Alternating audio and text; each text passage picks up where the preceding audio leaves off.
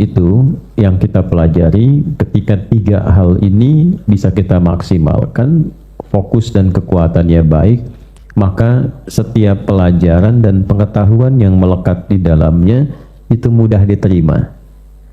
Di penerimaan itu nanti ada tiga jenis sifatnya. Nah, yang pertama, mudah untuk diterima, diterima saja, didengar, tapi tidak mudah untuk dipahami. Jadi ada yang mendengar, menerima, tapi belum tentu paham. Paham? Tidak, gitu kan? Nah, itu artinya kedengaran tapi belum paham. Baik ya? Nah, ada yang kedua, bisa didengar, diterima, bisa dipahami, tapi belum tentu bisa dikerjakan, belum tentu bisa diamalkan, belum tentu bisa dilakukan. Jadi ada ilmu yang diterima, dipahami, tapi belum tentu bisa diamalkan. Nah, sholat tahajud itu manfaatnya besar sekali, bisa mendatangkan keistimewaan yang belum tentu ini didapati saat kita tidak menunaikan sholat tahajud, walaupun sholat fardunya begitu khusyuk, sempurna secara rukun dan syarat, tapi tidak tahajud, tidak dapat keistimewaan ini. Misal, kemudahan untuk mencapai karir terbaik yang ditempatkan langsung oleh Allah. Asa ayyab'atsaka rabbuka maqaman mahmudah. Kan ada yang bil kasbi. Bil kasbi itu dominannya ikhtiar kita. Dari mulai sekolah, kan punya cita-cita kan, ke depan itu, terus mulai ditempuh sekolah, S semua, SD, SMP, SMA, S1, S2, S3, sampai kemudian melamar pekerjaan, dapat yang diharapkan. Nah, itu namanya bil kasbi. Ya, bil kasbi itu upaya untuk mendapati sesuatu yang mengandalkan dominan ikhtiar kita. Walaupun pada akhirnya Allah yang menentukan. Tapi hukum itu Allah buat, nanti ada hukum yang dibuat namanya sunnatullahi fil kaun. Allah membuat sistem kehidupan, ditetapkan berdasar izinnya, tapi diterangkan kepada kita konsekuensinya. Misal, kalau belajar, Anda pintar, dibuat hukum. Nah, ini tidak ada korelasinya dengan keimanan, keyakinan, agama. Jadi jangan katakan begini, kenapa itu non-muslim bisa pintar? Nah, tengok, dia rajin belajar. Jadi walaupun ada orang Islam nggak pernah belajar, yang nggak akan pintar. Jelas ya? Nah, itu namanya sunnatullahi fil kaun. Kenapa dia kaya misalnya? Ya, nah ada proses kasb di situ. Ada proses ikhtiar. Oh, dia rajin bekerjanya, dia rajin usahanya. Ketika si X misalnya hanya 2 jam dalam sehari, dia 20 jam. Ya, walaupun dia mengabaikan sholat, nggak pernah ngaji, nggak pernah puasa, kerjaannya ya kerja saja. Maka karena hukum duniawinya begitu, dibuat hukum yang kerja, dia menghasilkan sesuatu. Jelas sampai sini? Oke? Okay? Nah, tapi belum tentu yang didapatkan itu melahirkan keberkahan. Nah, keimanan itu menentukan keberkahan dari apapun yang diraih. Bisa ilmu, bisa harta, bisa kedudukan. Kapan kedudukan itu bisa berkah? Ketika ada iman. Kapan kekayaan itu bisa berkah? Ketika ada iman. Jadi sebanyak-banyak kekayaan pun kalau tidak ada iman di dalamnya, tidak ada keberkahan di dalamnya. Apa itu keberkahan? Ziyadatul khair wastimraruhu. Bertambahnya nilai value, nilai kebaikan, dan berlangsungnya kebaikan itu sampai kita menghadap Allah. Ya, catat kalimat itu baik-baik ya. Jadi misalnya begini, dari mana taunya kalau minuman ini berkah? Ya, kan ada yang standar saja, minum itu menghilangkan haus kan. Jadi kalau haus, minum, itu ya, standar hukumnya hausnya hilang, begitu kan? Nah, tapi kalau keberkahan itu menambah nilai dari sekedar fungsi menghilangkan haus. Apa itu? Ziyadatul khair, bertambah nilai kebaikan dari minum ini. Jadi ketika minum, walaupun seteguk, walaupun sedikit, tapi jadi energi positif untuk menghasilkan kebaikan-kebaikan. Ternyata dengan minum ini ada energi, bisa ngaji, bisa berzikir, bisa berkata yang baik-baik. Ada orang minumnya banyak, bukan hanya air bening, ada air putih, kadang minum kopi, kadang minum susu, minum jus, tapi tidak merubah katanya, tidak merubah lisannya untuk bisa mengeluarkan kata-kata yang positif. Kata-katanya tetap kotor, kata-katanya tetap jorok, kata-katanya tetap kasar, walaupun minumannya elit mungkin, minumannya mahal. Ya. Nah ini yang membedakan antara sesuatu yang kita raih secara kuantitas dengan sesuatu yang dihasilkan dengan kualitas. Itulah berkah namanya. Ya, seperti kendaraan itu berkah nggak gitu ya? Kalau sudah mengantarkan pada yang positif, menurut Allah, bukan menurut kita. Kalau menurut kita, persepsinya beda-beda, cara pandangnya tidak sama. Kapan kendaraan itu disebut berkah? Ketika mengantarkan pada yang baik-baik. Bisa dibuat ngantar anak untuk sekolah misalnya, ngantar kita untuk ibadah, ngantar pekerjaan pada yang baik-baik. Nah, ketika kendaraan itu mengantarkan pada kegiatan maksiat, artinya tidak ada keberkahan di dalamnya. Ya, kapan handphone itu berkah? Nah, sekarang uji, alat ujinya itu keberkahan. Nah, iman itu memberikan berkah pada segala yang diraih. Apakah ilmunya berkah enggak? Rumah tangganya berkah enggak? Nah, maka dicek, kalau di rumah tangga kurang ada keberkahan, maka coba dicek suami. Cara mencari nafkahnya mungkin belum ada iman di dalamnya. Baru sekedar pencarian saja dengan kuantitas. Yang penting kumpulkan, tabungan jadi banyak.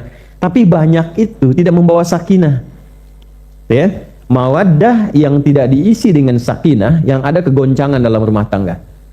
Gitu ya, walaupun hartanya banyak, tapi tidak ada sakinah. Mawaddahnya banyak, tapi sakinahnya kosong, itu hampa kehidupannya. Nanti gelisah, capek, ya, cari ketenangan di luar. Padahal harusnya di dalam itu ada sakinah, tapi nyarinya keluar. Ini problem. Makanya sering saya katakan kan, kekayaan yang tidak diisi dengan ketenangan itu hampa. Sering saya tawarkan kan pada ibu, saya tawarkan lagi nih hari ini. Ibu pilih mana? Kaya tapi gelisah atau miskin tapi tenang? Ya. Kembali kepada fitrah ya. Kembali pada fitrah. Nah ini poin-poin yang penting yang kita garis bawahi sebelum kita masuk ke inti bahasan kita. Jadi pastikan dalam kegiatan sehari-hari yang kita jalani itu ada keberkahan di dalamnya. Karena berkah itu yang menentukan kualitas uji di hari kiamat. Ya, kalau lisan itu tetap fungsinya bicara. Tapi keberkahan yang melekat pada lisan itu yang akan dihisab. Ya, keberkahan yang melekat kepada telinga dengan fungsi pendengaran itu yang akan dihisab. Berapa kali dengar yang baik-baik? Berapa kali bicara yang baik-baik? Nah itu, kebaikan itu yang akan dihisab. Nah, kebaikan itu ketika diterjemahkan dalam bentuk perilaku disebut dengan amal saleh namanya. Ya, amal apa? Saleh. Nah, tidak mungkin ada amal sebelum didahului oleh ilmu. Makanya alima mendahului amila. Ya, hurufnya sama, tapi urutannya berbeda. Ain, lam, mim. Ya kan? Sebelum mim apa? Lam dulu kan? Nah, ini bukan ilmu takatik ya, karena spesialisasi saya di bahasa. Ya, spesialisasi saya di bahasa dan bahasa Al-Quran, bukan sekedar bahasa Arab biasa. Makanya spesialisasi kami digunakan menganalisis Al-Quran 30 juz. Disertasi kami itu menggali bahasa Al-Quran 30 juz dalam tafsir At-Tahrir wa Tanwir. Nah, jadi ain, lam, mim. Ilmu, alima, ya'lamu ilman. Ilmu dulu. Setelah ada ilmu baru ain, mim, lam. Ya kan? Amila, alima, amila, baru amal. Ya, amila ya'malu amalan. Ya, man amila amalan salihah. Jadi tidak mungkin beramal kalau tidak ada ilmu. Amalan buruk pun karena ilmunya buruk. Kenapa seseorang berkata-kata kotor, anak berkata-kata yang kasar? Karena dia mendengar yang kasar. Masuk lewat instrumen pengetahuan. Instrumen pengetahuan itu 3. Satu telinga. Ini yang pertama kali oleh Allah dibuka. Sebelum pandangan itu pendengaran dulu. Ya, karena itu bayi yang dikandung usia 4 bulan, rohnya sudah sampai. Sudah menyatu dengan fisik. Sudah ada rohnya usia 4 bulan itu. Nah, dia mulai dibuka oleh Allah pendengaran itu. Ya, wa ja'ala lakumus sam'a, pendengarannya dulu. Maka mendengar itu, merasakan mendengar. Baru lahir pun pendengaran dulu. Fungsi penglihatannya belum sempurna. Jadi apa yang didengar, pengetahuannya masuk lewat pendengaran, instrumen pendengaran. Ya, apa yang didengar itu yang kemudian dikerjakan. Jadi kalau ada anak berkata yang kasar, jangan dimarahi dulu anaknya, orang tuanya dulu istighfar. Karena boleh jadi anak ini hanya mendengar informasi dari kegiatan orang tua di sekitarannya. Itu psikologi Islam itu demikian, ilmu nafasnya seperti itu. Nah, apa yang dilihat itu yang kita respon. Ibu waktu lihat film drama Korea atau drama Cina, tiba-tiba bersedih karena melihat kan, ada respon kan? Kita lihat sebuah kejadian kemudian merespon karena ada instrumen pengetahuan. Ini yang dilihat. Baru dari sini nyambung ke fuad, pikiran yang mengkonstruksikan semua informasi itu untuk disikapi. Jadi semua bentuk informasi diolah menjadi data, data menjadi knowledge, jadi pengetahuan. Nah, itu prosesnya dari pendengaran, dari penglihatan, diolah oleh akal kita. Akal terdalamnya namanya fuad. Ya, fuad. Baru dari situ menjadi apa? Jadi amal, jadi respon. Nah, karena itu Quran melarang kita untuk latah menerima berbagai informasi tanpa disaring dulu. Mendengar begitu saja nggak pernah disaring sama fuad, itu salah. Ya, hati-hati. Melihat begitu saja langsung direspon. Ya, lihat status orang, respon, komen gitu.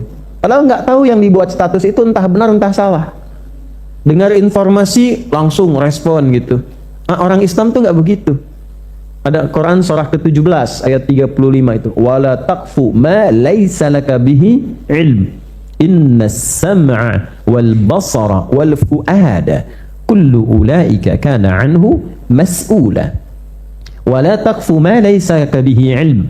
Jangan mudah mengikuti merespon segala hal yang belum dikonfirmasi oleh ilmu kita, belum jadi knowledge, baru informasi yang datang, ya, datanya belum valid, baru ada info, just info masuk, ya, baru ada berita.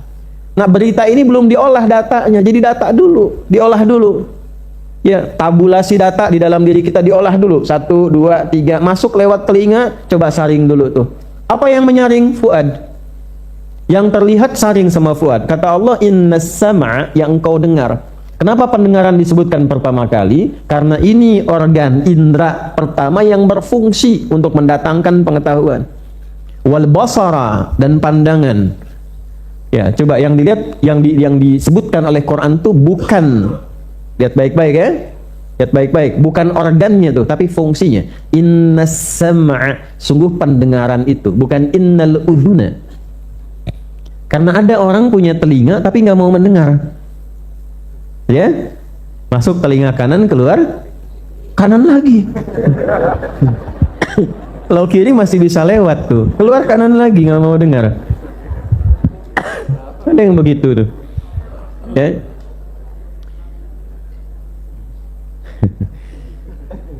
Masuk telinga kanan, keluar kanan. Wal basara, dan fungsi penglihatan, basar, sampai mempunyai fungsi basirah, ya, bi ainil basirah bil qalbil basirah. Jadi ada fungsi pandangan yang jelas, yang teliti.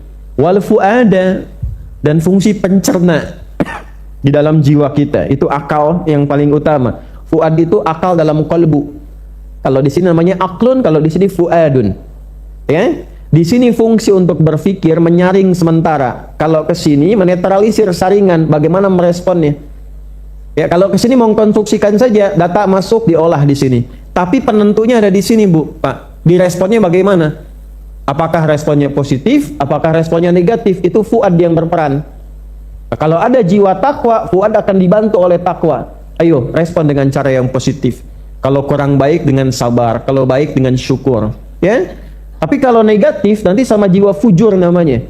Ya, fujur. Diprovokasi itu supaya keluar respon yang negatif terus. Jadi bawaan apapun suasananya negatif. Itu yang dimaksud Quran surah 91 ayat 7 sampai 10. Wa nafsin wa ma sawwaha fa'alhamaha fujuraha wa taqwaha. Qad aflaha man zakkaha. Jadi kalau bisa mengkonstruksikan lewat fuad itu diterima dengan baik, dijawab dengan takwa, yang keluar baik semua, apapun suasananya. Nah, baik itu pakai intronya begitu atau yang lain gitu. Ya. Jadi fuadnya yang aktif. Apa nih respon dalam suasana demikian? Keluar. Nah, itulah yang dilatih selama puasa.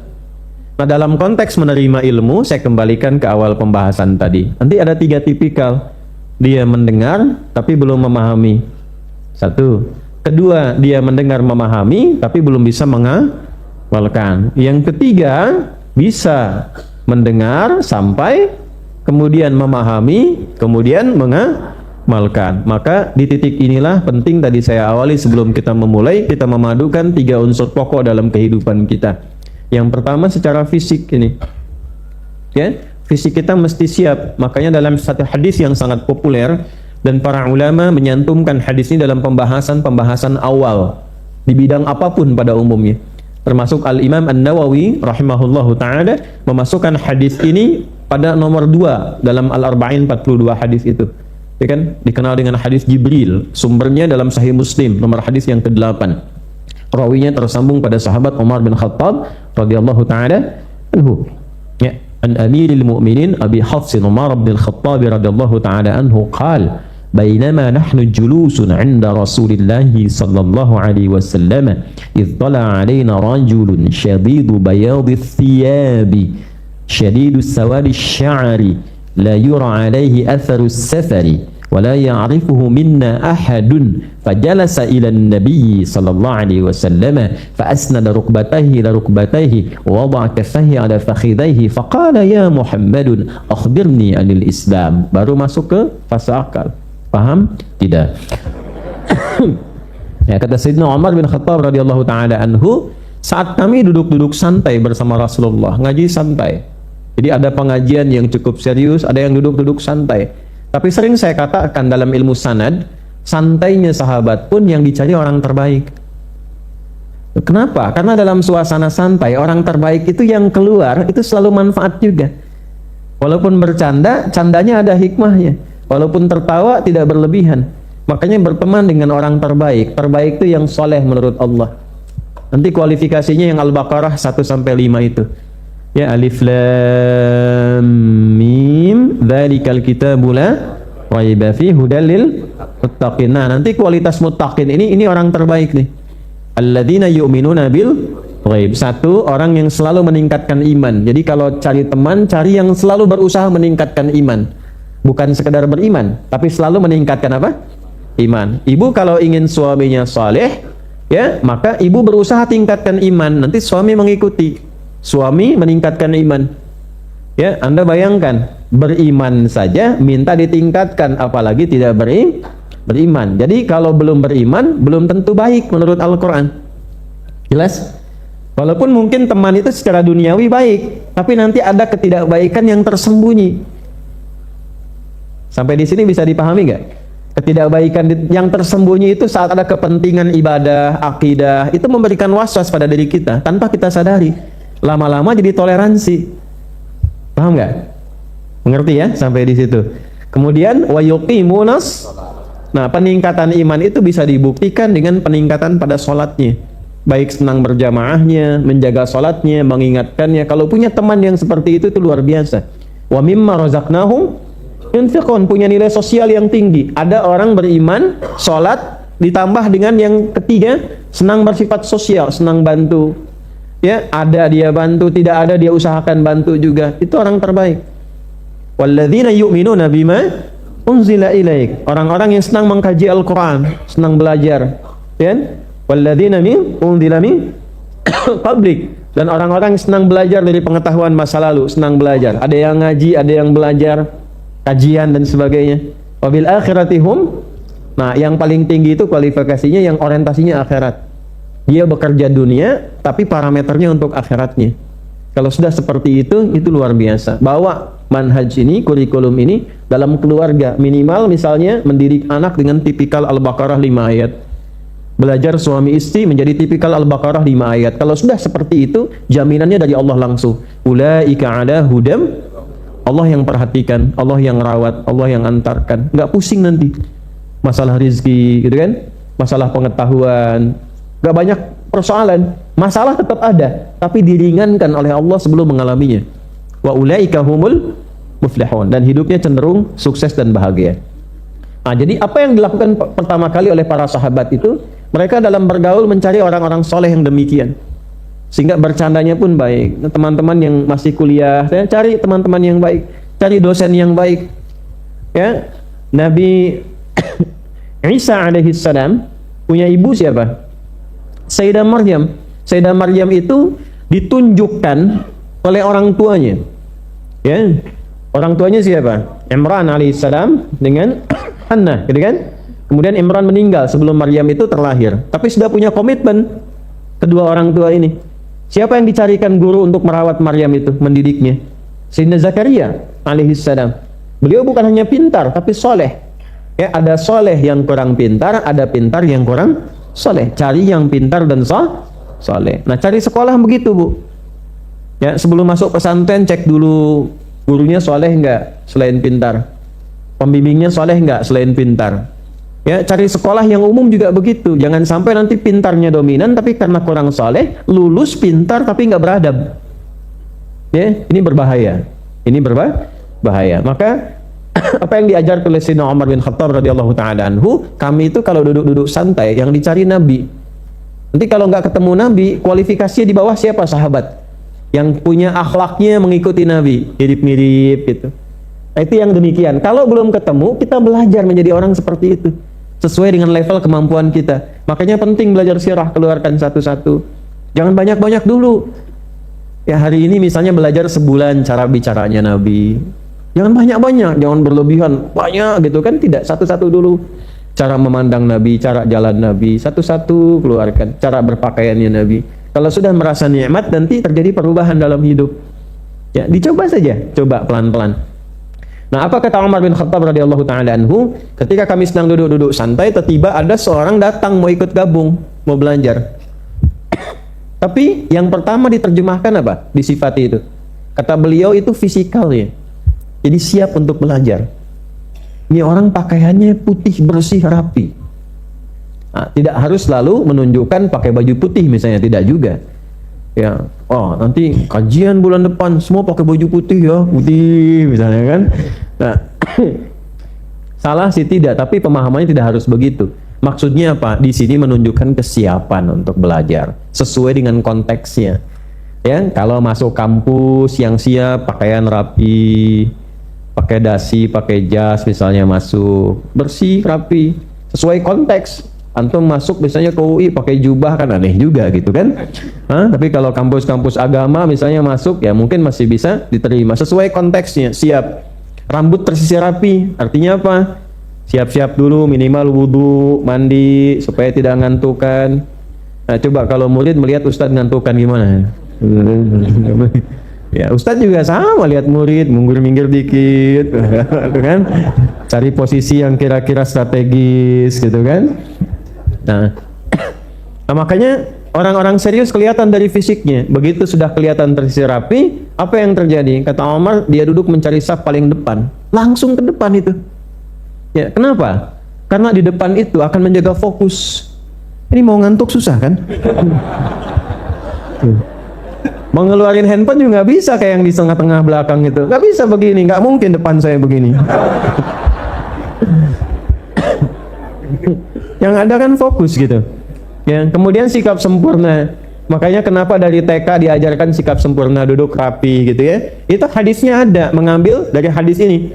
Ya, fa'asnada rukbatayhi ila rukbatayhi wa wada'a kaffayhi ala fakhidaihi, melekatkan tangannya di pahanya begini. Nah, ini jangan diterjemahkan begitu juga, bisa sikap sempurna yang membuat kita itu nyaman dalam duduk, fokus dalam menyimak. Ya, jelas sampai sini. Nah, maka kenapa tadi di awal saya katakan handphone turun dulu, phone tuh ya. Nah, enggak, ini contoh turun. Nah, itu turun gitu. Karena nanti antara begini dengan begini akan berbeda fokusnya. Ya. Nah, kenapa direkam begini itu? Direkam itu bukan hanya memfasilitasi teman-teman yang belum sempat bergabung di sini untuk menyimak, tapi kalau Anda butuh pengulangan, Anda bisa mengulang kembali. Bikin catatan, poin-poin utamanya ditulis lagi dan sebagainya. Itu fungsinya demikian. Nah, jadi kalau sudah mau masuk, sudah semua perangkat-perangkat siap. Saya kalau ngajar di kampus, saya dosen juga di kampus, tapi khusus mengajar S3. di linguistik gitu ya. Nanti ada linguistik forensik, ada semiotik, ada macam-macam cara baca tanda ya. Nanti ada kajian analisis wacana kritis. Jadi melihat wajah-wajah begini ini ada ilmunya. Ya, wajah yang ketika senyum ternyata punya masalah tuh ada tuh.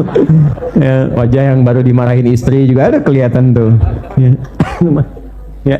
Itu ada di semiotik, nanti ada ilmu tentang tanda. Nah, balik ke sini. Jadi kalau sudah siap fisiknya, nah ini pikiran.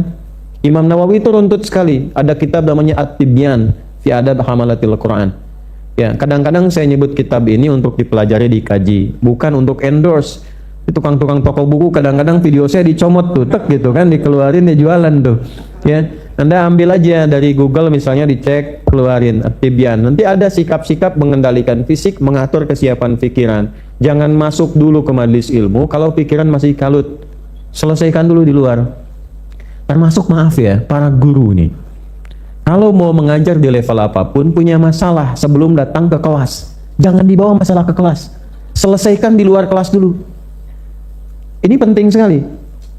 Termasuk murid yang belajar demikian, ada masalah, selesaikan dulu sebelum pelajaran dimulai, selesaikan sehingga tidak terganggu cara berpikir kita.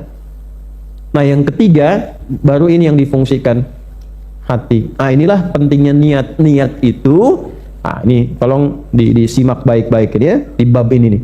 Niat itu adalah proses mengkondisikan pikiran dan fisik supaya diserap oleh kolbu.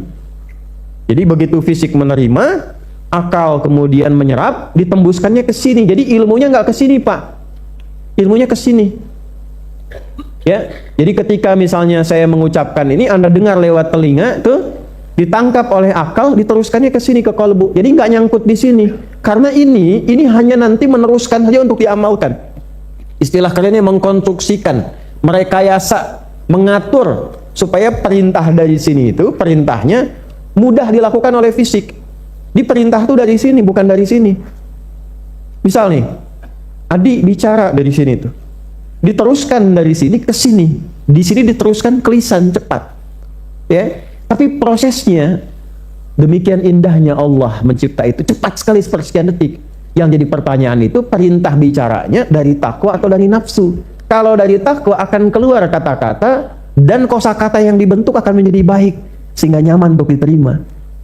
Tapi kalau dari nafsu yang keluar substansinya sama, cuma caranya berbeda, kesannya tidak akan sama. Contoh nih misalnya dari nafsu tuh, oi yang rekam tuh, turunin. Nah, nggak enak kan Bu ya? Nggak enak, nggak akan nyaman. Tapi ketika takwa yang muncul, masya Allah, gitu kan? Bapak Ibu sekalian, mari fokus. Rekaman sudah ada di sini, handphone turun dulu. Enak keterimanya kan? Tanpa harus nunjuk, woi ini masih rekam, misalnya kan? Nah, nggak akan nyaman. Nah itu bedanya. Nah ini kadang-kadang simpel Bu, tapi sering kejadian di rumah antara orang tua dengan anak, antara suami dengan istri.